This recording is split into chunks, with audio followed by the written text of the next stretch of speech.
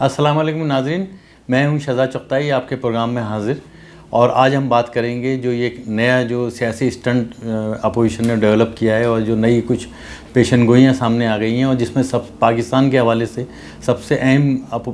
جو پیشن گوئی سامنے آئی ہے وہ یہ ہے کہ عمران خان کی حکومت دسمبر 2019 میں ختم ہو جائے گی، اور اس کے بعد غالباً اپوزیشن کا یہ خیال ہے کہ 2020 کا سورج جو ہے وہ ان کی حکومت لے کے طلوع ہوگا۔ تو اب دیکھنا یہ ہے کہ یہ کیا کہتے ہیں، یہ حکومت رہے گی یا نہیں رہے گی، اور 2020 میں کس کی حکومت ہوگی۔ بلال بھٹو بھی مستقل یہ کہہ رہے ہیں کہ جو نیا سال ہوگا اس میں عمران خان کی حکومت ختم ہو جائے گی، اور آج جو اپوزیشن کا اجلاس ہوا ہے اس میں تو انہوں نے صاف صاف اور کھل کے کہہ دیا ہے کہ مولانا فضل الرحمان کو یہ یقین دہانی کرا دی گئی ہے، اور اس یقین دہانی کے بعد ہی دھرنا ختم کیا گیا ہے کہ عمران کی حکومت جو ہے 2019 کے آخر میں ختم کر دی جائے گی۔ اب سوال یہ ہے، سب سے اہم سوال یہ ہے کہ مولانا فضل الرحمان کو یہ یقین دہانی کس نے کرائی ہے؟ انٹرنیشنل اسٹیبلشمنٹ نے کرائی ہے، یا یہ کہ پاکستان میں کون ہے اس قسم کی یقین دہانی کرانے والا؟ کیونکہ عمران خان کی حکومت ختم ہوگی یا نہیں ہوگی یہ تو عمران خان ہی جانتے ہیں، اور عمران خان ہی کو اس کا علم ہو سکتا ہے۔ عمران خان خود کہہ چکے ہیں کہ ان کی حکومت کوئی خطرہ نہیں ہے، اور جو ان کے خلاف جو سازشیں کرنے والے ہیں، جو مافیا ہے، اس مافیا کا وہ ڈٹ کے مقابلہ کریں گے، اور اس کے آگے ہتھیار نہیں ڈالیں گے، اور اس کی کوئی بات جو ہے وہ نہیں مانیں گے۔ تو بنیادی بات تو یہی ہے کہ ایک جو پاکستان ایک ترقی پذیر ملک ہے، اور جو ہماری کیا کہتے ہیں ساؤتھ ایشیا ہے، جنوبی ایشیا ہے، اس میں سب سے کمزور معیشت ہماری ہے، سب سے زیادہ دگرگوں صورتحال ہماری ہے۔ ابھی حال ہی میں یہ دیکھیں کہ جو کچھ معاشی جو اشارے تھے وہ مثبت آنا شروع ہو گئے، پازیٹیو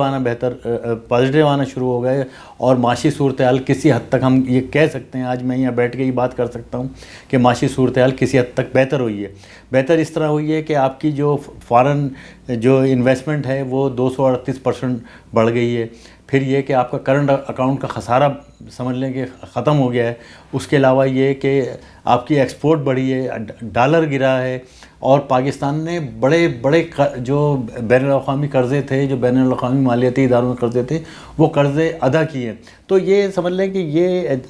ایک ٹیک آف جو ہے اس حکومت نے لیا ہے، اور عمران خان نے خود یہ کہا تھا، اور عمران خان کے وزیر یہ کہہ رہے تھے کہ جنوری سے جو ہماری معاشی صورتحال ہے وہ بہت زیادہ بہتر ہو جائے گی۔ مسئلہ اس وقت یہ نہیں ہے کہ عمران خان کی حکومت رہے گی یا نہیں رہے گی، مسئلہ یہ ہے کہ یہ اپوزیشن جو ڈس انفارمیشن کر رہی ہے، اور یہ جو غیر مستحکم حکومت کو کر رہی ہے اور پاکستان کو غیر مستحکم کر رہی ہے، تو یہ بھی ایک پاکستان کے خلاف سازش ہے، اور یہ بہت بہت خطرناک سازش ہے۔ اس کا نوٹس کون لے گا؟ اس کا نوٹس ریاست کو لینا چاہیے۔ یہ جو ان کا جو دھرنا ہوا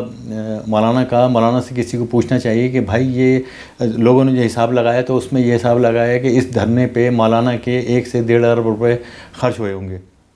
تو عوام کو یہ پوچھنا چاہیے کہ 1 سے 1.5 ارب روپے مولانا کے پاس کہاں سے آئے، اور اگر یہ چندے سے آئے، اور اگر یہ کہا جاتا ہے کہ مولانا کو سب سے زیادہ جو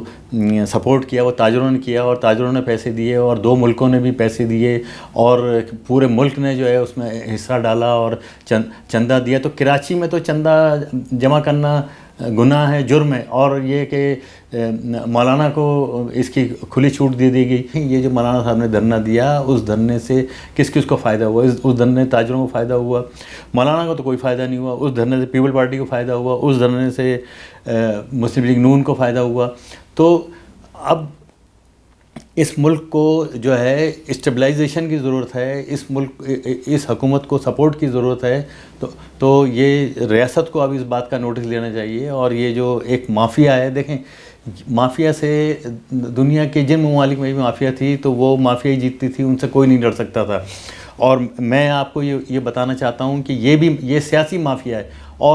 اور اس سیاسی مافیا سے بھی کوئی نہیں لڑ سکتا ہے۔ اس کے پاس جتنا پیسہ ہے، اس کے پاس جتنی دولت ہے، اتنی دولت نہ تو حکومت کے پاس ہے، نہ ریاست کے پاس ہے، اور نہ کسی پروونشل کوئی گورنمنٹس جو ہیں ان کے پاس ہیں. تو بہرحال یہ ہے کہ اب یہ ہمیں تھوڑا سا اس بارے میں سوچ بچار کرنے کی ضرورت ہے کہ ہم جو ہے ہم کہاں جا رہے ہیں، اور اس ملک کا ہم کیا حشر کرنا چاہتے ہیں، اس ملک کو کہاں لے جانا چاہتے ہیں. اور یہ سیاسی